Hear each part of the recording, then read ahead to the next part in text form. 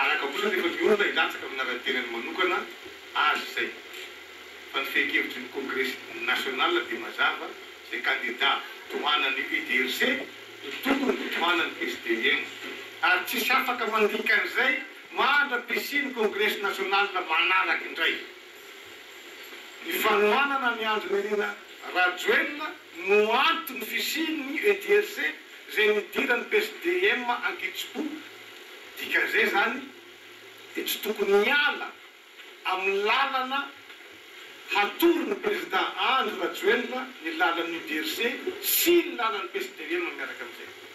Ny Congrès national izay efa vita tany Toliara no mamaritra ny lalakizorany antoko mandritra ny efataona. Ahoana izany no avin'ny PSDM sy ny UDRC manoloana izao zava-misy izao.